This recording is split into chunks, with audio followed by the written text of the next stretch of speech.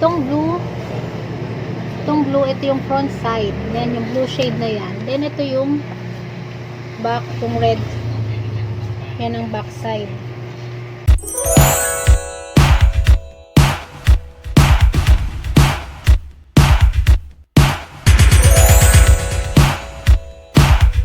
Hello everyone! Ako muli si Mhie B.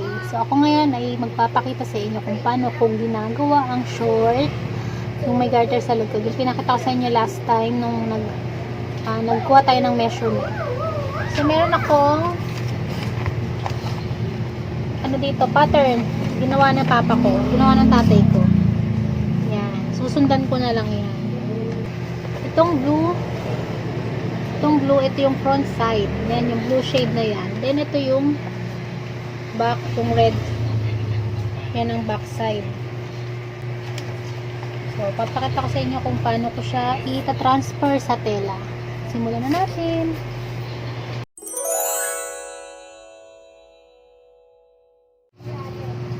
So, una ko muna kukunin yung front side. Yung blue na color. Susundan ko lang yung linya. Yung line.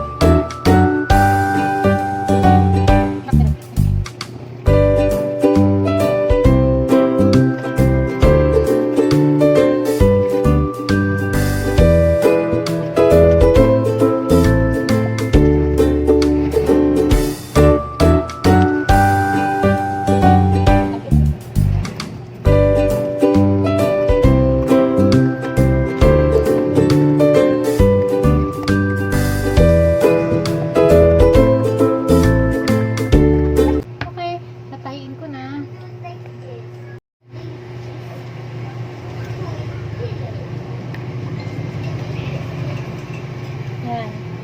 Hain ko muna to.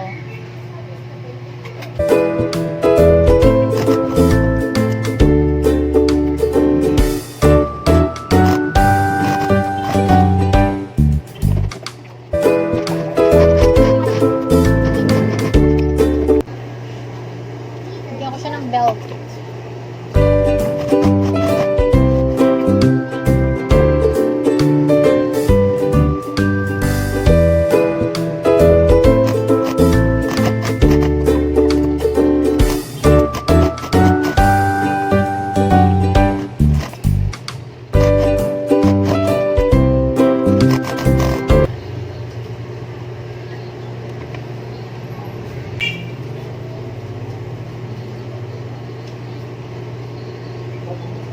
Nakabit ko na yung sa punja.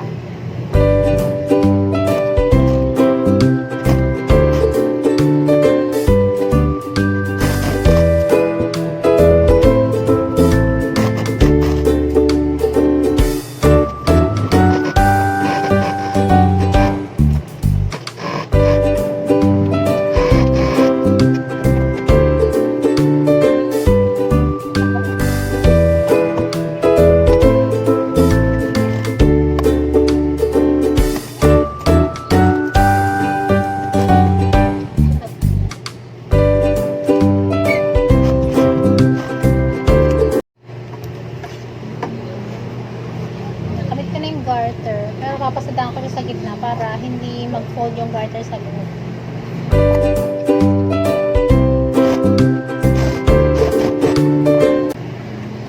Hilayan na lang.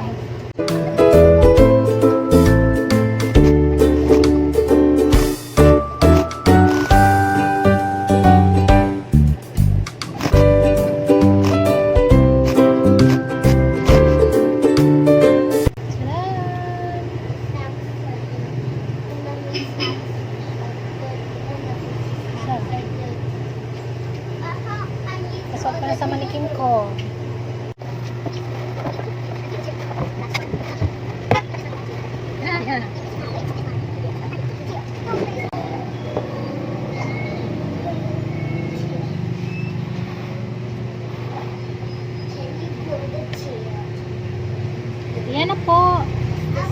akong short. Oh.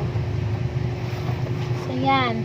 Mukhang plano kong itutuloy ko na yung pagtitinda ko ng short. Magbebenta ako. Depende sa tela. Maghanap ko ng murang tela para mabenta ko siya ng mura. Mga 50 pesos lang. Hanggang 50 pesos lang. Mas madali kasi magbenta kapag mura. Diba? Ayan. Thank you for watching. At sana may konti kayo natutunan. Hindi ko na kang maraming bye-bye. Thank you for watching. God bless.